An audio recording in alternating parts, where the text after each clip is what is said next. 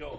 Un model de festa major on l'Ajuntament hi gasta menys del que es gastava abans, però que en canvi hi participa més gent que mai.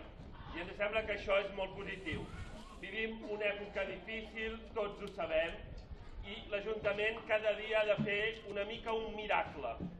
Tenim menys diners que mai, però intentem fer tant com sempre o una mica més.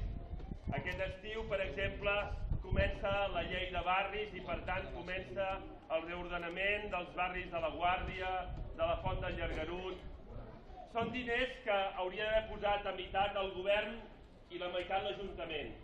El govern ens va dir que no els podia posar i, per tant, de moment els posem íntegrament nosaltres. És 1.800.000 euros. Però són diners importants per ajudar a barris que ho necessiten i també per generar activitat econòmica en el nostre poble.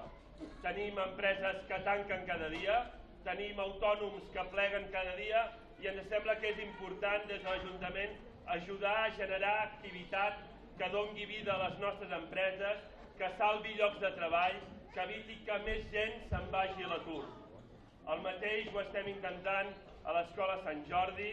A l'Escola Sant Jordi teníem un parvulari que no estava ja en condicions de fer-se servir. La Generalitat de Catalunya ja no posa diners per les reformes, ampliacions i millores de les nostres escoles, els hem de posar des de l'Ajuntament de Sant Vicenç.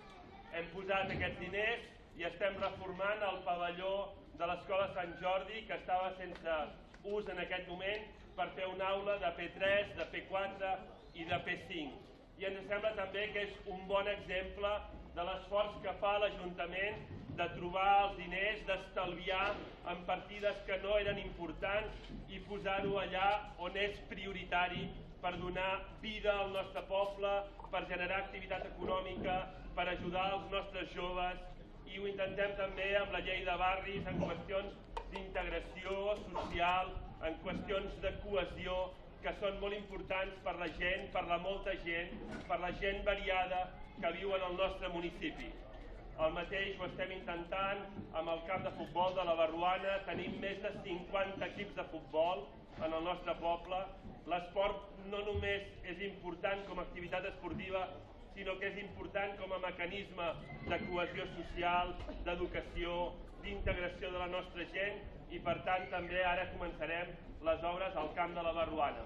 Esperem que tot aquest esforç que intentem fer sempre, cada dia, amb l'esforç de tothom, amb l'esforç de les entitats del nostre municipi, de la gent del nostre municipi, de l'equip de govern, d'un equip de govern que sabeu que és variat, però que també és molt cohesionat, que és una mica la metàfora d'aquest poble que tenim, del qual ens sentim orgullosos i del qual ens en volem sentir molt més orgullosos encara, doncs ens sembla que és un bon exemple. Per tant, bona festa major a tothom, gaudiu de la festa i visca Sant Vicenç dels Horts!